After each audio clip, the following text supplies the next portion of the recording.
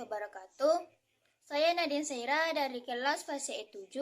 Di video ini saya akan membahas bab 4 yaitu sistem komputer. Pernahkah kamu melihat bagaimana peranti elektronik bekerja? Seperti mesin cuci, mesin pemotong rumput, dan lain-lainnya. Komputer sebenarnya sama halnya dengan peranti lain, tetapi tampak lebih kompleks. Pekerjaan yang dilakukan oleh komputer dilakukan oleh banyak komponennya. Secara umum, komputer adalah peralatan elektronik yang menerima masukan data, mengolah data, dan menghasilkan hasil keluaran dalam bentuk informasi, baik itu berupa gambar, teks, suara, maupun video. Secara sederhana, sebuah komputer menerima masukan dari peranti masukan, memproses masukan tersebut, dan menghasilkan output. A few moments later. Selanjutnya yaitu sistem komputer sendiri terbagi atas 3, yaitu hardware atau perangkat keras. Hardware dapat disentuh seperti mouse, hard disk, RAM, dan lain-lain. Selanjutnya software atau perangkat lunak yang terinstal di dalam hardware sehingga saling berkolaborasi dan dapat digunakan oleh brainware atau pengguna. Jadi, sistem komputer secara sederhananya terdiri dari hardware, software, dan brainware. Selanjutnya yaitu jenis-jenis komputer. Yang pertama, mikrokomputer atau komputer mikro. Contoh dari komputer mikro antara lain ultrabook, permainan konsol, telepon pintar, dan tablet. Yang kedua yaitu komputer personal atau PC, personal komputer. PC dapat berbentuk desktop. PC dirancang untuk ditaruh di meja untuk dapat dijinjing dibawa ke mana-mana. Contohnya laptop.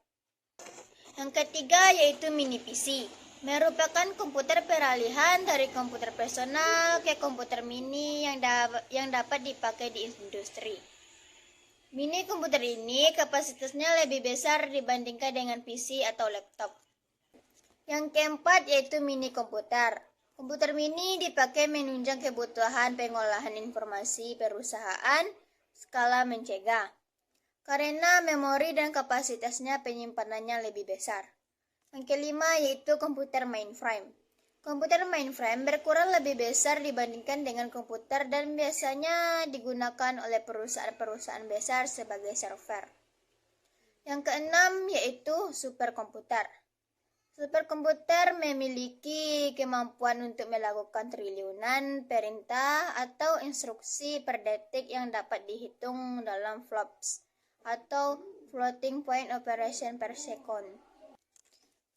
Selanjutnya, interaksi manusia dan komputer terbagi atas 5.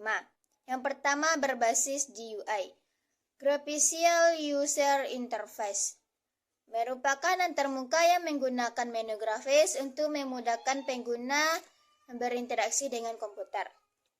GUI merupakan antarmuka pada sistem operasi komputer yang menggunakan menu grafis. Yang kedua yaitu antarmuka berbasis perintah atau Command Line Interface CLI.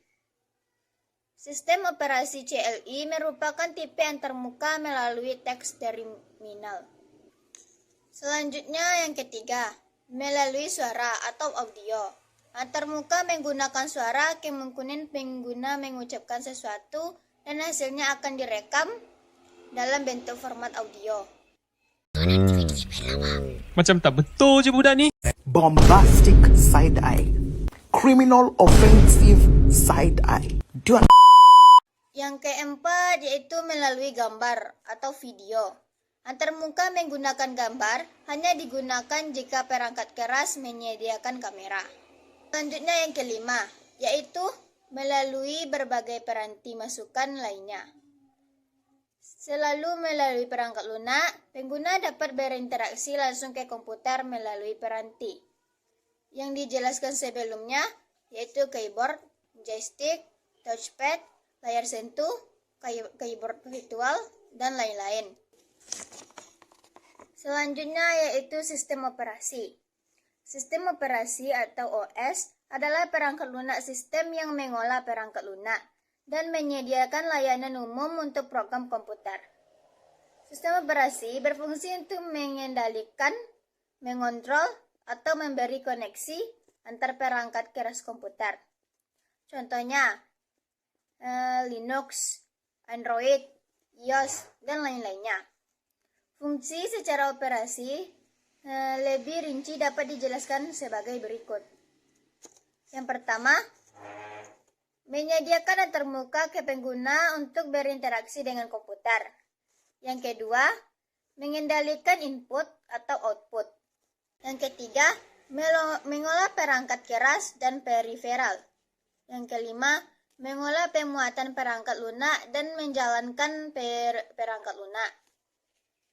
Dan yang kelima, mengolah file.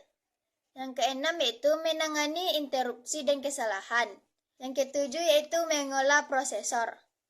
Yang kedelapan, mengolah memori. Yang kesembilan, mengolah keamanan. Dan yang kesepuluh, menangani komunitas dengan jaringan.